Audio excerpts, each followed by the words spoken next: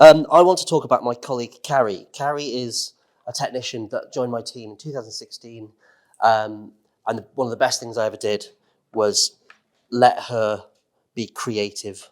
And she's gone on, she recently went on the Paul Savage moulage course. I don't know if anybody's heard of that. It's down in Bristol. Apparently he's got lovely dogs and makes amazing soup.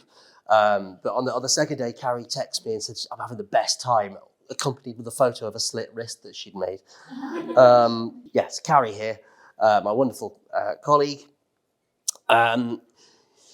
When she discovered self-mixed silicone, she saw lots of possibilities and she just went out experimenting.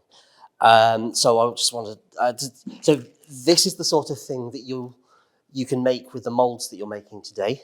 Hopefully, in a few minutes' time, you should be able to peel one of these out of your petri dishes.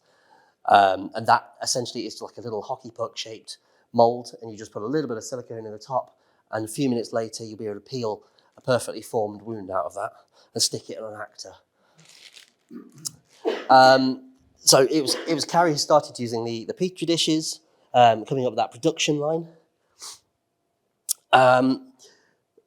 She also started using silicone to deal with some of the challenges we have in the sim centre. So I've got anybody who is a midwife or trains midwives here.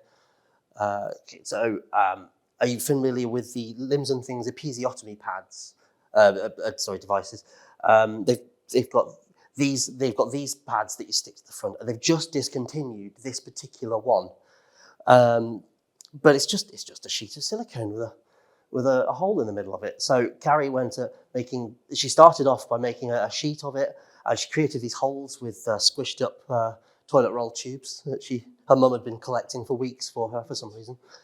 And then she cut that up, and then she can stick that onto. We've got these plastic jigs that somebody made many moons ago, but they still work. It's just a piece of Perspex that's bent round so it stands up.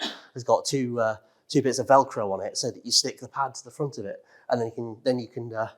We've got baby heads that we can put on behind this, so it creates that episiotomy experience. So now we can continue using these basically forever. Those pads used to cost us £40 for 6 sheets, and you use them twice. That's £40 or 12 uses. And these cost about £2.50 for the same. I'll just talk about the creepy baby head that I'm holding. So our tutors were teaching about fetal scalp electrodes. And I don't know if anybody has the dolls and pelvis models they like to show the orientation with. Those weird voodoo doll babies have hard plastic heads. I don't really understand the design of that, but in order to facilitate the fetal scalp electrodes, they sellotaped a bit of carpet to the top of a few babies' heads, and that allowed them to loop the fetal scalp electrodes into that baby's head. But so to create a better, I wondered, what if you just had a nice big chunk of silicone? So what Carrie did was she took a prompt baby, and she got, it's the clamps used in school to hold test tubes. She got some of that, and she dangled a prompt baby upside down into a container and poured silicone around its head. And we found, the fetal scalp electrodes, they twist perfectly into these. And then these doubled up to improve our episiotomy models too. So these last for ages because it's just a bouncy ball. It's just a solid lump of silicone. It's very durable, very easy to replicate, and very interesting conversation piece. These here, she created a catheterizable umbilical cord. These, for what they are, they're very expensive when you buy them.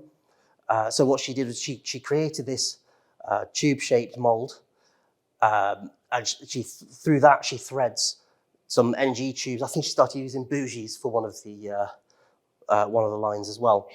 And when she pours silicone into here, which is plugged up, then it creates this sausage shape with channels running through it. And that the midwives love that, and it's so cheap to make.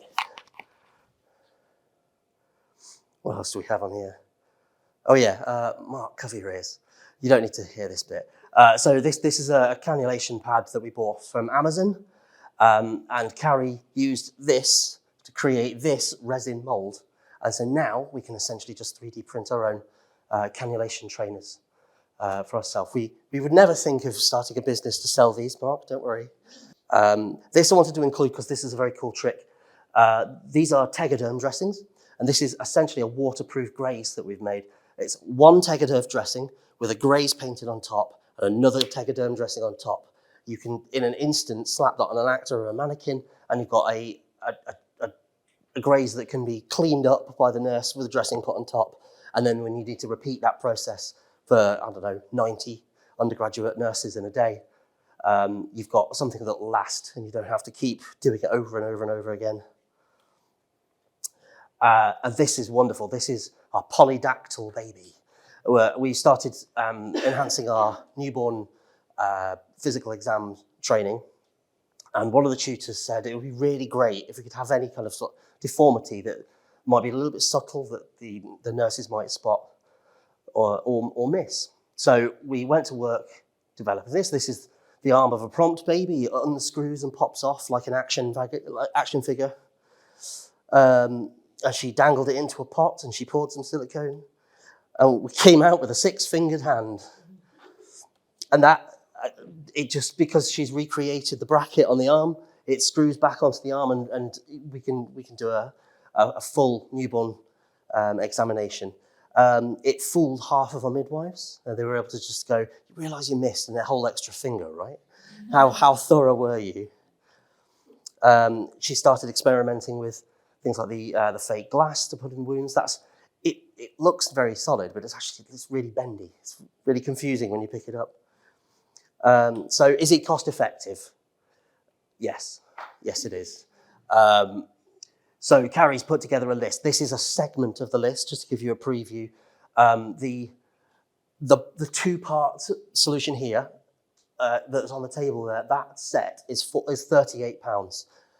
And we've used probably half of it today.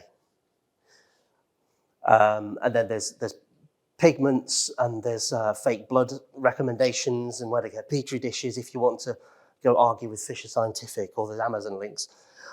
So what I invite you to do is email me.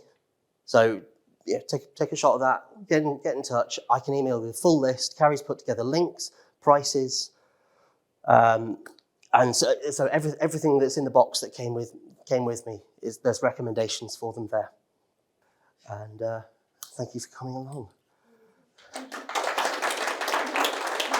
I think Andy did a very, very thorough job. Also, can you thank Andy for helping me out? Because basically, I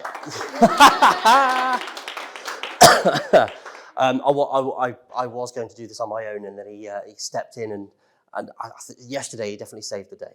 So thank you, Andy.